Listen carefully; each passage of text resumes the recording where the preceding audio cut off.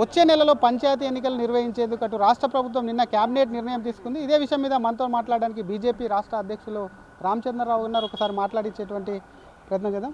Sir, panchayat ఎన్నికలు వచ్చే నెలలో నిర్వహిస్తామంటే 10 రోజుల్లో నోటిఫికేషన్ సంబంధించినటువంటి అన్ని అంశాలు కూడా కవర్ చేయమన్నది. బీసీల అంశానికి సంబంధించి ఎక్కడ కూడా అది కాలేదు. పార్టీ తరపున ఇస్తామంటారు, ఏం చెప్తారు?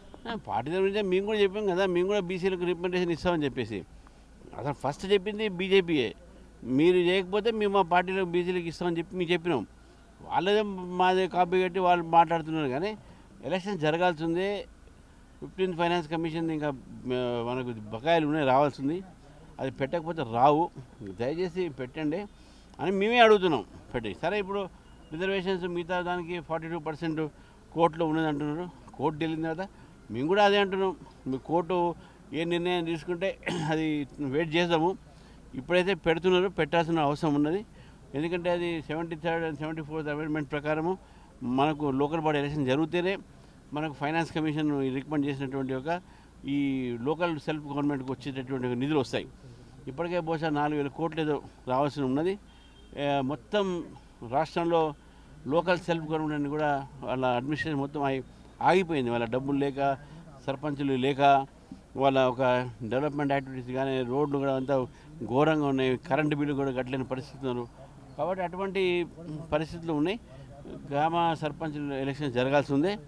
జరిగిన తర్వాత దానికి మేము కూడా అన్ని గ్రామాల్లో కూడా మేము మా పార్టీ సింపథైజర్స్ కానీ కార్యకర్త కానీ పోటీ చేయాలని నిర్ణయం చేశారు. కానీ బీసీలకు సంబంధించి కొంచెం చర్చ జరుగుతుంది. బీసీలకు అన్యాయం, కేవలం ఇది ప్రభుత్వం బీసీలను కొంత శాంతింపజేసేందుకు ఇదంతా చేసిందా అనేది, తాత్పర్యం చేసిందా అనేది కొంత చర్చ. ఇదేదో ముందే పెట్టాల్సి ఉండే కదా అని కొంత చర్చకు వస్తుంది. ఆ మాట ఫస్ట్ భారతీయ జనతా పార్టీ అంటూనే ఉన్నాం. మీరు ముందు ఎలక్షన్స్ పెట్టే ముందే అన్నాం. మీరు కామారెడ్డి డిక్లరేషన్లో మీరు చెప్పినటువంటి రకంగా బీసీలకు న్యాయం చేయండి. మేము భారతీయ జనతా పార్టీ మేము కట్టుబడి ఉన్నాము. మీరు రిజర్వేషన్లకు మేము వ్యతిరేకం కాదు. కానీ మీరే ఏంటంటే బీసీ యొక్క కార్డు మీద మీరు ఏదో రాజకీయం చేయాలని చెప్పి ప్రయత్నం చేశారు. ఈ రాజకీయం చేసే ప్రయత్నంలో మీరందరూ బీసీలను మోసం చేశారని చెప్పి కాంగ్రెస్ పార్టీని మేము భావిస్తూ ఉన్నాం. ఈరోజు భారతీయ జనతా పార్టీ చెప్పినట్టు ఎలక్షన్స్ పెట్టమని చెప్తా ఉన్నాం. ఎందుకంటే అది అవసరము.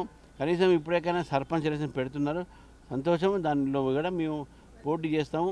బీసీలకు మాత్రం కాంగ్రెస్ పార్టీ అన్యాయం చేసింది. కాంగ్రెస్ పార్టీ తప్పుదారి పట్టించింది. వాళ్ళని ఈరోజు ఈ యొక్క రాష్ట్రంలో వాళ్ళని కేవలము వాళ్ళ ఓట్ల కోసం వాడుకునే ప్రయత్నం చేసింది. కామారెడ్డిలో డిక్లేర్ చేసినటువంటి ఒక బీసీ డిక్లరేషన్లో ఏ ఒక్క అంశం కూడా ఈరోజు ప్రభుత్వం దాన్ని పూర్తి చేయలేదు. ఎమ్మెల్యేల కోర్టుకు సంబంధించి స్పీకర్ మీద కోర్టు ఇచ్చినటువంటి దాని మీద ఏం చెప్తారు? కోర్టు ఆదేశాలు దాన్ని స్వాగతిస్తున్నాం. ఎందుకంటే ఈ డిఫెక్షన్ అనేది బీఆర్ఎస్ వాళ్ళు నేర్పిన తర్వాత కాంగ్రెస్లో అదే అలవాటులో పోతున్నారు, అదే దారిలో పోతున్నారు. ఎవరైతే ఈ యొక్క వీళ్ళు మన ఈ స్పీకర్ గారు నిర్ణయం తీసుకోక అంతకుముందు చెప్పినటువంటి కోర్టుని ధిక్కరించినట్టు అవుతుందని చెప్పారు. భారతీయ జనతా పార్టీ కూడా మేము కూడా అంటున్నాం, రాజ్యాంగాన్ని మనం కాపాడుకోవాలి. స్పీకర్ పోస్టు రాజ్యాంగబద్ధమైన పోస్టు కాబట్టి స్పీకర్ డెఫినెట్గా వీళ్ళందరి మీద యాక్షన్ తీసుకోవాలని చెప్పేసి కూడా భారతీయ జనతా పార్టీ డిమాండ్ చేస్తూ ఉంది. Thank you sir. ఇది అసలు పార్టీ తరఫున కూడా ఒకవైపు డిమాండ్ చేస్తూ ఉన్నాం. స్పీకర్ నిర్ణయానికి సంబంధించి కూడా నిర్ణయం తీసుకోవాలి. లోకల్ బాడీ ఎన్నికలకు సంబంధించి అసలు బీసీలను మభ్యపెట్టేందుకు కూడా కాంగ్రెస్ పార్టీ వ్యవహరించింది, మోసం చేసేటువంటి ప్రయత్నం చేసింది. కాబట్టి డెఫినెట్గా కాంగ్రెస్ పార్టీకి సంబంధించి కూడా ప్రజలు బుద్ధి చెప్తారు. అన్నింటిలో పోటీ చేస్తాం. పంచాయతీ ఎన్నికల్లో కూడా బీజేపీ అన్ని స్థానాల్లో పోటీ చేయడం కాకుండా మెరుగైన స్థానాలు కూడా కైవసం చేసుకుంటుందని బీజేపీ రాష్ట్ర అధ్యక్షులు రామచంద్రరావు ధీమా వ్యక్తం చేస్తున్నారు. కెమెరామ్యాన్ కోటితో Sridhar, RTV, Hyderabad. Local to global news at your finger tips. మీ చేతిలో ఒక ఆయుధం. Download R TV app. Media legend Ravi Prakash is back.